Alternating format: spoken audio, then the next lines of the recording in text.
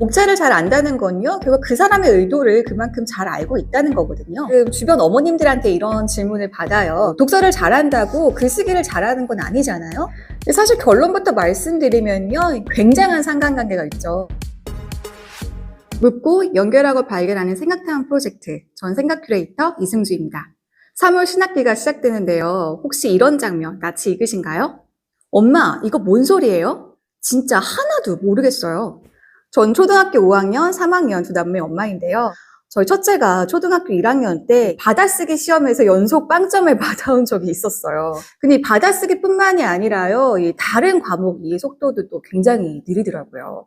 사실 저는 국어는 좀 자신 있다고 생각한 사람 중에 한 명이었거든요. 내신 국어 1등급, 수능 언어 영역 1등급을 받았고요. 이대 국문과를 졸업해서 광고 카피라이터, 또 브랜드 기획자 등 쭉 글과 언어를 다룬 일에 종사했었으니까요. 근데 생각해보면요, 제가 수능을 본 지가 벌써 20년 전의 일이잖아요. 때문에 요즘 수능은 예전 수능과 얼마나 달라졌는지 매년 수능 언어 영역을 풀어보기도 하고요. GPT, 클로드, AI 툴들을 정말 적극적으로 쓰면서 지금의 현실, 입시, 그리고 AI 세상에 대처하는 우리 아이들의 생존 비법을 정말 열심히 연구했던 것 같아요. 그래서 오늘의 탐험 주제는요, 이 신학기 공부는 물론 독서와 글쓰기를 한 번에 잡는 궁극의 독서법입니다. 직접 아이들과 부딪히면서 정말 흰머리가 나면서 터득한 실용적인 꿀팁과 함께 읽을 책도 소개해 드릴 테니까요. 오늘 영상 꼭 끝까지 함께 해주세요. 우리 아이들이 공부에 어려움을 겪는 이유는요, 바로 개념을 충분하게 이해하지 못해서입니다. 우리의 뇌는요, 평소 알고 있던 개념에 새로운 개념을 덧붙이면서 폭발적으로 성장을 한다고 합니다. 그런데 애초에 이 개념의 곡간이 비어있으면 우리의 뇌는 성장하기는커녕 점점 더 빈곤해질 수밖에 없겠죠. 그래서 여기서 개념을 이해하는 첫 번째 팁은 바로 어휘부터 잡아주시는 겁니다. 특히 독서가 좋은 이유는요, 이 독서의 읽는 과정을 통해서 어휘를 추론해 볼 수 있다는 점인데요. 특히 학년 불문하고요, 이 어휘가 약한 친구들은 부모님이 함께 옆에서 책을 읽어주시면서 얼마나 어휘를 이해하고 있는지 파악해 주시면 좋습니다. 아이들은 책을 읽다가도요, 잘 모르는 어휘가 나오면 좀 주춤하는데요. 이럴 때 바로 뜻을 알려주지 마시고요. 이건 무슨 뜻일까 하면서 한번 추론을 하게 해주세요. 이거 굉장히 중요합니다. 사실 어휘책을 사서 달달 외우는 것보다 문장이나 글의 맥락 속에서 어휘가 어떻게 활용되고 있는지 뜻을 파악하는 게 더 근본적인 공부 방법이에요. 실제 수능에서도요, 이런 어휘 문제들이 정말 많이 나오고 있고요. 그 핵심을 들여다보면 정확한 뜻은 몰라도 그 앞뒤 문맥을 분석해보면은 다 답이 나오는 구조로 구성되어 있습니다. 왜 저희가 사회생활을 할 때도요, 저 사람은 참 언어 감각이 있어, 뉘앙스 파악이 빨라, 이런 말들 좀 많이 하잖아요. 그래서 직접 또 여쭤보면요, 그분들이 원래부터 언어 해상도가 높았던 게 아니라 정말 어렸을 때부터 독서를 열심히 하신 분들이 대다수더라고요. 개념을 이해하는 두 번째 팁은 모르는 어휘를 적고 나만의 어휘 노트를 하나 만들어 보는 겁니다. 이때 꼭 그 어휘가 같이 쓰인 문장을 함께 적어주시는 게 정말 중요해요. 그래야 그 문장 안에서 어떻게 어휘가 쓰이는지 다시 한번 파악할 수 있거든요. 그리고 이 공책에요, 교과서 어휘도 함께 정리해 주세요. 사실 교과서 어휘는요, 초등학교 교과서만 봐도 정말 쉽게 알 수 있고요. 이 교과서를 잘 안 가져오는 친구들은요, 이 참고서에 교과서 단원 설명 부분에 정말 압축적으로 잘 적혀 있습니다. 그리고 이렇게 적은 어휘장을 부모님과 함께 가지고 다니시면서 가볍게 퀴즈 게임을 해보는 거예요. 그런데 퀴즈 게임에서 이 부모님들이 주의하실 사항이 있어요.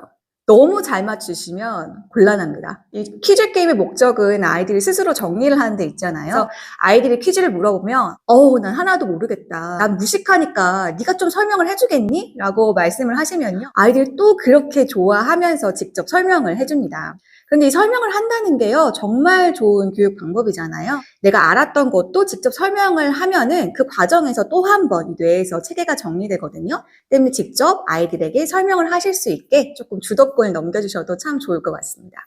개념을 이해하는 세 번째 팁으로는요, 책 추천을 좀 드려볼게요.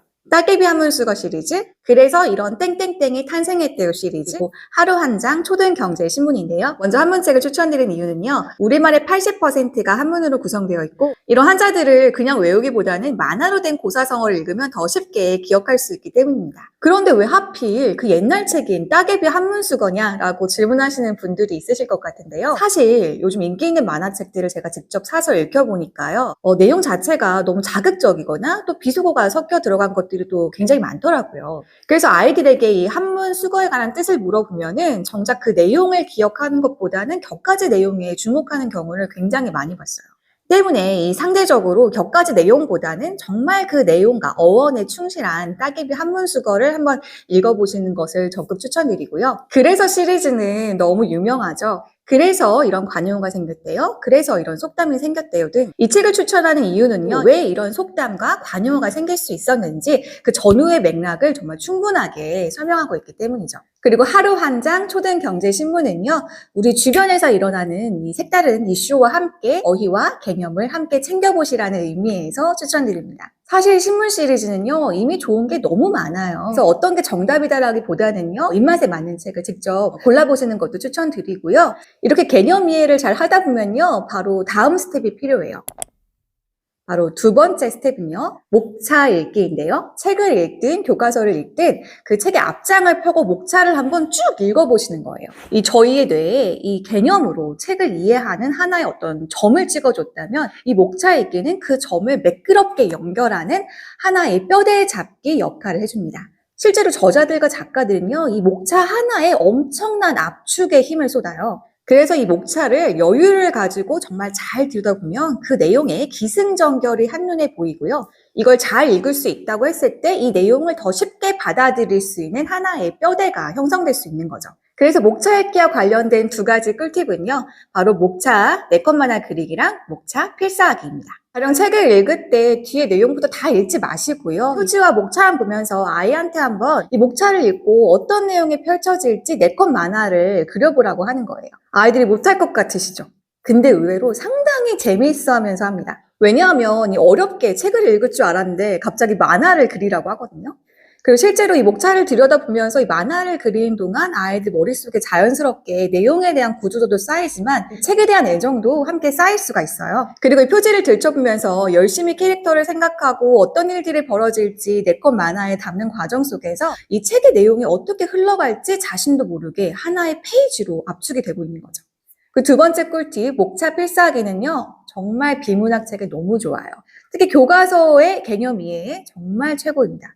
예를 들어서 이 수학 문제를 푼다고 할 때요. 첫 번째, 어떤 단어에서 나온 건지, 두 번째, 뭘 묻고 있는 건지, 세 번째, 어떤 방법과 원리로 풀 수 있는지를 한번 쭉 적어보라고 해요. 목차를 잘 안다는 건요. 결국 그 사람의 의도를 그만큼 잘 알고 있다는 거거든요. 그런 의미에서 이 학년별로 과목별 목차를 머릿속에 지니고 있다는 건요. 학년이 올라갈수록 머릿속에 이 세밀한 조직도를 그리는 것과 똑같아요.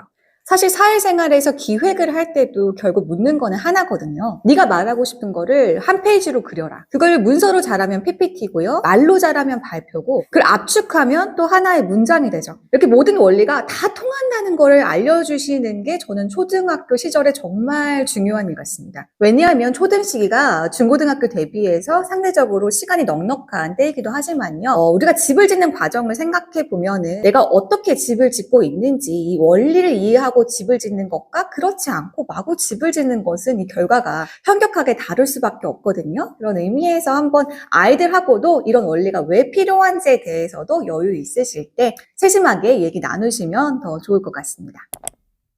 제가 기획과 글쓰기로 먹고 사는 직업이었다 보니까요. 가끔 주변 어머님들한테 이런 질문을 받아요. 독서를 잘한다고 글쓰기를 잘하는 건 아니잖아요. 사실 결론부터 말씀드리면요. 굉장한 상관관계가 있죠. 그래서 이 세 번째 스텝에서는요. 이 독서를 하면서 글쓰기까지 잘할 수 있는 방법을 알려드릴게요. 첫 번째 꿀팁은요. 문단 내용 요약하며 읽기입니다.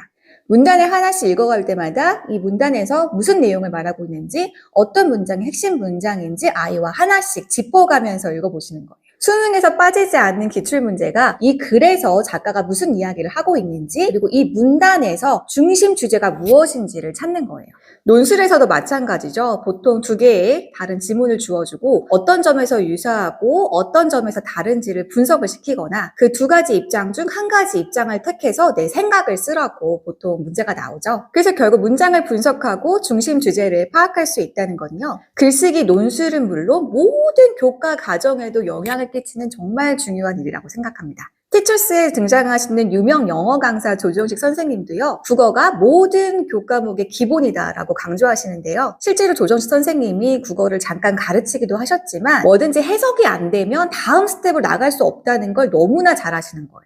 그래서 이런 주장도 하시더라고요. 초등학교 때는 무조건 넓고 얇게 읽어라. 등장인물이 많이 등장하고 스토리가 복잡하게 얽혀있는 책들을 많이 읽어라. 그리고 그런 훈련이 초등학교 때 잘 되어 있으면요, 그야말로 뇌의 훈련, 뇌의 생각 근육이 잘 발달되어 있기 때문에 어느 순간 중고등학교에 올라가서도 빛을 발할 수가 있다는 거예요. 그런 의미에서 제가 추천드리고 싶은 책은요, 지대 너벽처럼 여러 복잡한 사건들을 하나의 주제로 관통할 수 있는 책, 그리고 만화 삼국지, 처음 있는 삼국지처럼 관점의 스케일을 많이 키울 수 있는 책들을 읽어보시라고 추천드리고 싶습니다. 그리고 독서를 하면서 글쓰기까지 잘하는 두 번째 팁은요, 이 문장을 보시면서 한번 그 구조를 또 분석해 보시는 거예요. 나중에 제가 글쓰기 관련돼서는 한번 따로 떼어서 더 충분하게 설명을 드리겠지만요, 보통 논술을 쓴다고 하면은 거의 형식이 조금 일부 정해져 있습니다. 주장, 근거, 결론, 주장, 근거, 반박, 제거, 결론, 주장, 근거 1, 근거 2, 결론. 뭐 이렇게 많은 포맷들이 논술에서 등장을 하는데요. 사실 이런 것들을 처음부터 너무 잘할 필요는 없고요. 이럴 때 살짝 부모님들한테 추천드리는 책은요, 초등학생을 위한 150년 하버드 글쓰기 비법입니다. 책이 두껍지 않고요. 또 재미있게 읽으실 수 있으니까요. 이거는 아이들이 직접 읽는다기보다는 어머님들이 이렇게 글쓰기가 진행되고 있구나를 한번 살펴보시는 정도로 읽어보심을 추천드립니다. 독서를 하면서 글쓰기를 잘하는 세 번째 팁은요, 실제로 책을 다 읽었을 때 책을 덮고 이 책에서 무슨 일이 있었는지를 복기를 해보는 거예요. 흰 종이 하나를 마련해서요, 이 책에서 무엇을 말했는지 한 문장으로 적어보고, 그 한 문장을 말하기 위해서 어떤 사건과 캐릭터가 등장했는지도 적어보고, 혹시 그것이 비문학일 경우에는 어떤 근거가 등장했는지 한번 직접 써보는 겁니다. 이 쓴다는 거는요, 자기가 가지고 있는 어떤 생각들을 내가 직접 손으로 쓰면서 조직화한다는 또 엄청난 장점이 있잖아요.